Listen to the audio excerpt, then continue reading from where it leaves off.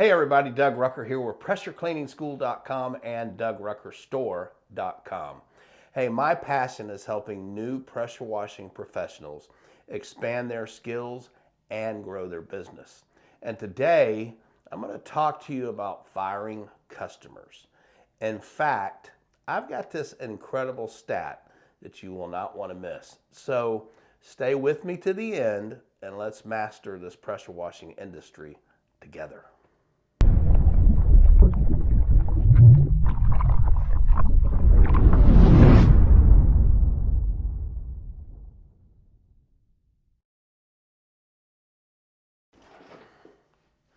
Hey, have you ever fired a customer?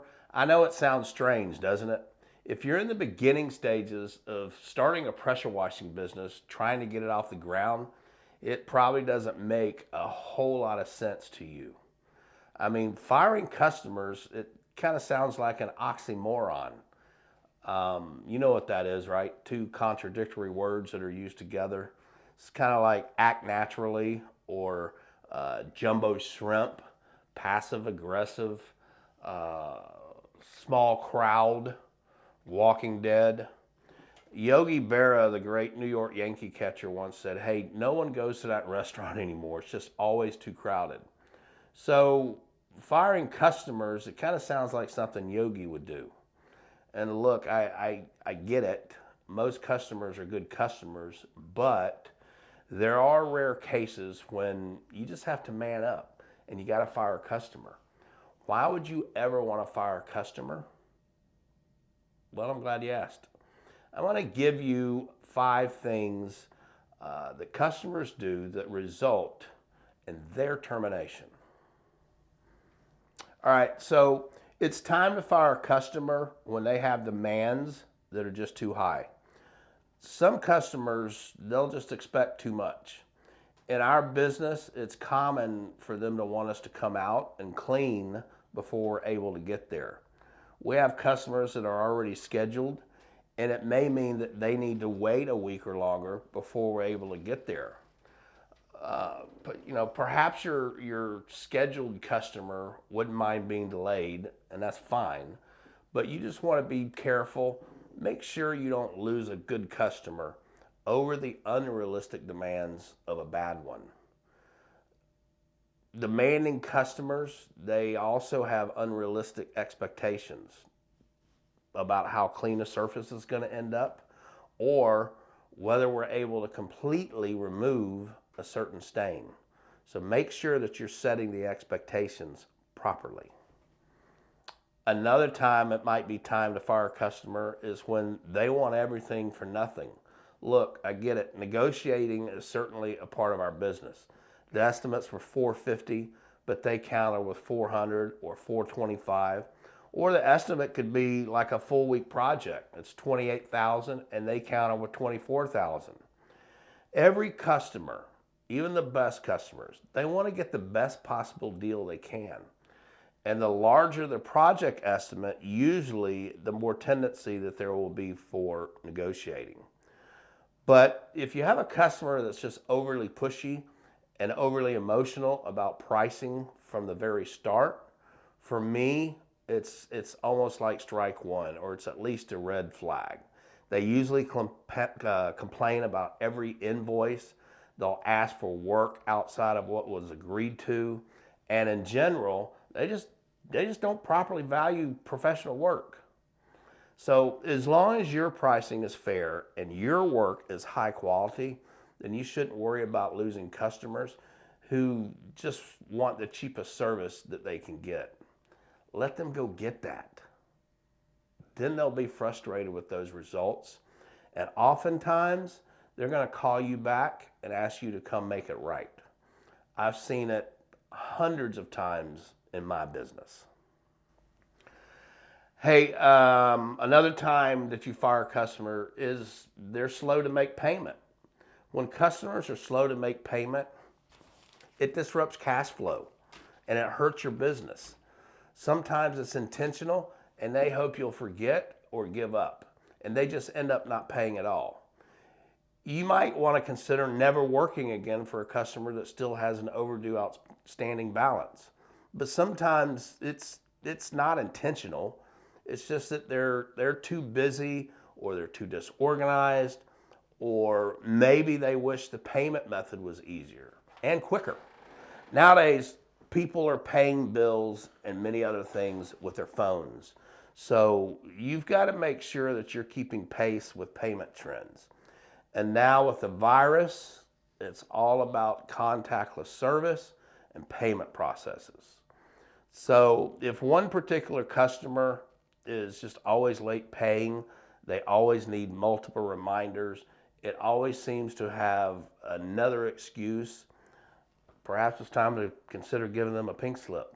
I mean, to me, if I have a customer that is always paying after a certain amount of days, I just turn them loose. I ain't got time for that. It costs money to continually have to chase after them for payment, and it just may be time to let them go. Okay, here's one. You can fire a customer when they talk more than they listen. Look, you're the professional in the exterior cleaning industry, not them. It really never ceases to amaze me when customers want to put up their few hours of internet research up against my 30 years of experience. There's always those customers who just won't listen to you. They think they know better. In fact, they're going to try to give you an education. On the one hand, they've hired you for your expertise and experience in the field, yet on the other hand, they're ready to edit and revise your work and make suggestions for improvements. I mean, they literally tell you how to do your job. So customers who talk more than they listen, they sometimes pay well, maybe even very well. But man, working with them, it's just a headache that Tylenol won't touch. It means you have to deal with a lot of stress. There's less job satisfaction for you. And ultimately, what are you going to do when you have to fix the end result because you did it the way they requested rather than the way you knew was best? So you'll have to really evaluate whether the better pay for more talk is really worth it in the end. So be careful of that, okay? Now stay with me. I've got that unbelievable stats coming up in a little bit. All right, guys. Here's the last reason you might need to fire a customer. And it's really the most important to me. They don't show genuine respect. What do you do when you have an appointment with a customer for an estimate, but they don't show up? What about when they are rude to you or your crew? In cases like this, customers lack basic manners. It's not just you. That's how they treat everybody. From their own kids to the restaurant server to people they work with daily. They're just difficult people. They eat up your valuable time. They drain your organization emotionally. They're morale killers everywhere they go. And they put a damper on your business. This is why basic respect is so important in our industry. You know, maybe you send a $25 invoice for no-show estimate appointments. Good luck on getting paid. But it's very common for doctors, dentists, lawyers, many others to charge for no-show appointments. You have to understand, your time is just as valuable as theirs. And if they don't show basic respect for you, your organization, and your time, then let's not lose any more capital on them than you've already spent. It's just time to dismiss them, right? Look, it's time to let them go. So there it is. 5 things customers do that end up getting them fired. They have demands that are too high. They want everything for nothing. They're slow to make payment. They talk more than they listen. And finally, they don't show genuine respect. All right, get ready for that mind-blowing stat that's coming up next. All right, you ready for that stat? You're not going to believe this. In a book called Life Storming, they recommend firing the bottom 10 to 15% of your customer base every 2 years. Can you believe that? That's incredible.